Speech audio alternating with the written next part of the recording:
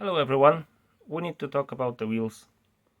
So in one of my previous videos I explained how to connect the wheel to the motor, and this is how the connection looks like.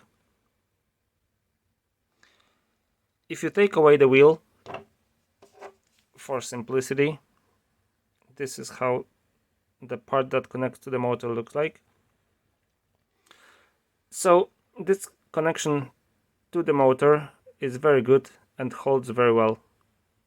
This screw here screws in that connection is also very firm and tight. However, after spinning the motor for 10 or 15 minutes, the wheel starts to move here. So we need to fix that. But how? If you take a look inside the wheel, this has been molded with an M8 in mind. However, this M8 doesn't fit very well here. This has been done very inaccurately. So it almost fits, but it's just a tenth of a millimeter. But we'll take care of that later. So the way to do it is I've taken this very high M8 nut,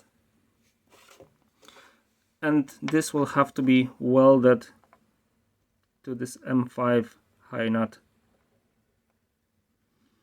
But when you weld, the steel heats up to a very high temperature, and after heating up and melting, it starts to contract. So this connection here needs to be held very strongly, otherwise it's going to bend towards the side of where the weld is. So the way to do that is if you have a very long screw or a M5 threaded nut, a threaded rod, I mean, you put a nut here, this M8 nut, M5, and this will hold in place very firmly, so you can put a couple of very small, even probably tack welds will be enough just to hold this in place. So if you have this, you'll be able to use this to screw the wheel in. So basically the connection is going to look like that. And you'll have to do it 4 times, or I will have to do it 4 times.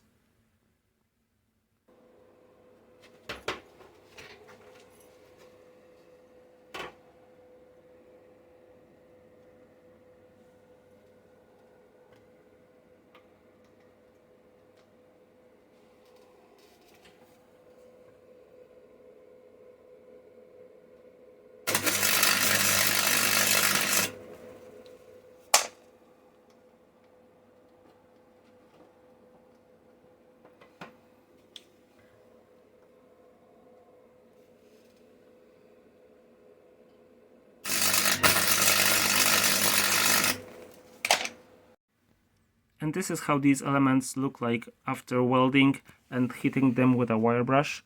And some of them don't look very straight, like for example this one.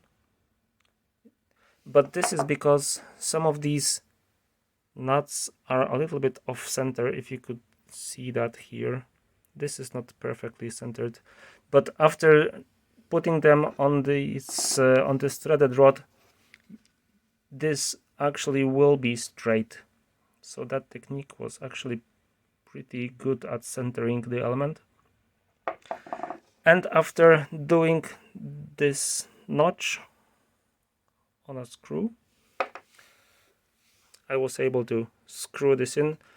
And I've also taken a little bit of material from these ends, and now it fits very well into here. And this is how this connection looks like now.